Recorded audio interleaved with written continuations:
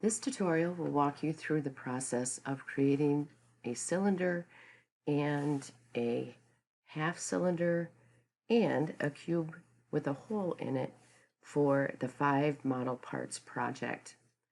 First, you can see I've been working on a different project. You want to make sure that you have the correct project library chosen. So I want to go to my 5 parts and assemblies and make sure that that has the check mark.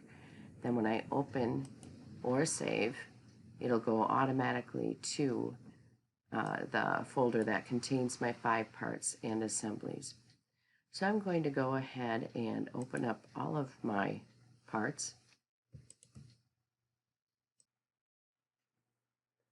You can see down here that I have the cube with a hole in it, the cylinder, half cylinder, and triangular prism.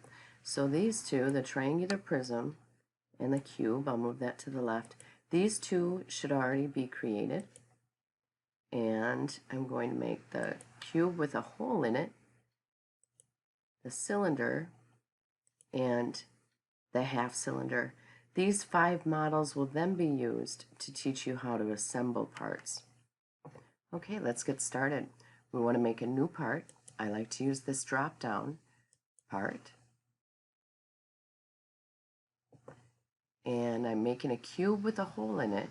I could actually just open my cube and then save that as cube with hole. In fact, let's do that. What I want to do is edit a face. So I'm going to right click, actually first, before I do this, let's save this as cube with hole so I don't accidentally save over the top of cube. So I'll go to File, Save As, and I'll save this as cube with hole number 2 so it doesn't overwrite my last one. Okay, now I want to right click on the face that I want to edit, and in this case I'm editing because I'm putting a hole in that face. So I'm right clicking, I say new sketch, and I'm holding my mouse wheel down to center this, or I could just click on top and that also would put it back in the center of my screen. And now I want to put a drill point down. So I click point, and if I just hover over this, you can see the green dot tells me where the midpoint is, and I know that I want that drill point centered on the top of that face.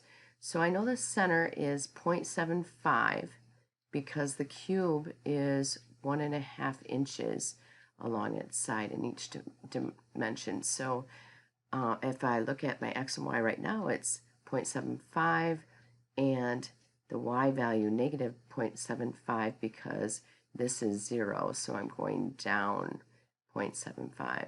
So I'm going to go ahead and find that place. If it's too difficult to get it right on, see, I had it before and now it doesn't want it there, it snapped. But if you're hovering around and it's just a little bit off, just hit your tab and you can go in there and type it manually. So I'll just put my 0.75, the negative 0.75 is correct, and hit enter. And you can barely see it, but there's a green hashed cross there, and that's where the program is going to know automatically that I want to place my hole. So now I go to 3D model and select hole, and as I said, it knows that that's where the hole is going to go. 0.25 inches is correct, and I want it through all. So let me bring this out here.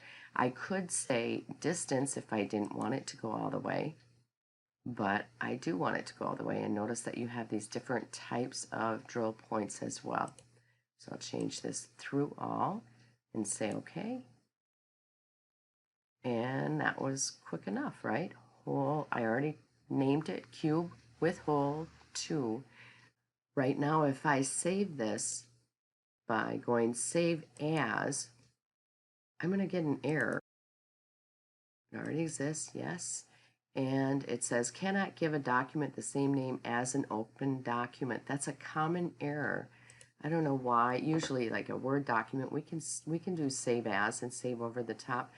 With this program, once you have that part open by its name, The only way you can use save as is to give it a new name, but instead of giving it a new name, I'm just going to click save. So this is like an old floppy disk. You could use that, or just simply go File, Save. And now that's done already. So let me go to my part I started. Remember I did the drop down and part. And this is going to be my cylinder. That should be nice and easy, right?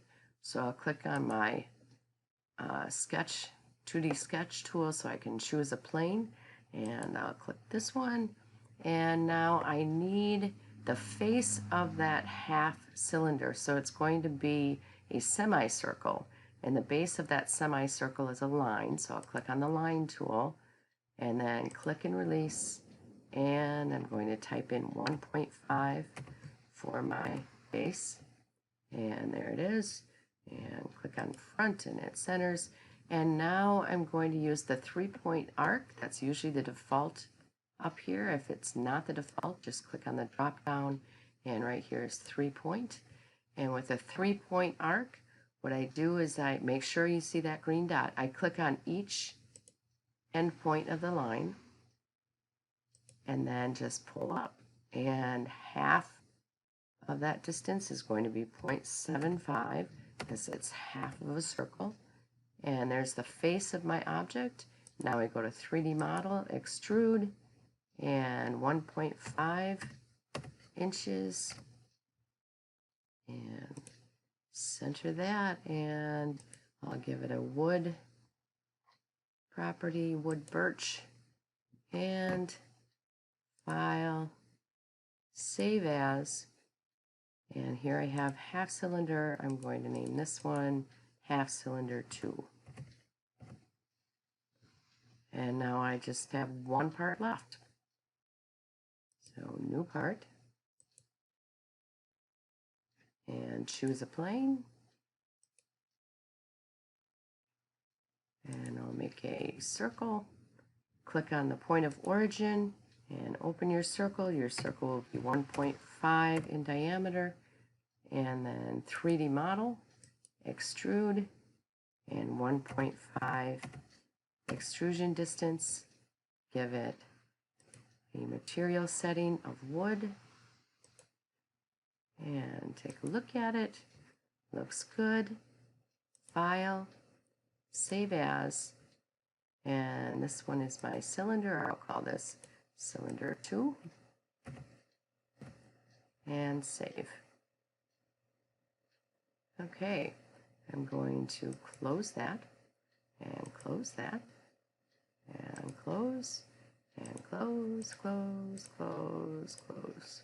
Okay, now you see that my recent files are right here in the window, and I want to pin them here so they don't disappear. I have students who say, my models that I created are gone. Well, they're not really gone just because they're gone from this window. This is just your recent files. If you want it to stay here, however, you can pin them. So what I'll do is I'm going to choose the ones that I had originally. I'll take my cube and I will pin it with this pin. Click to pin. And here's I want the ones without the 2. Pin this. And my half cylinder. And my cylinder. And I should have 5 in all. And cube with hole. Okay, now I have 5 things pinned, and those 5 models are the models that I'm going to use in the assembly. That will be your next tutorial.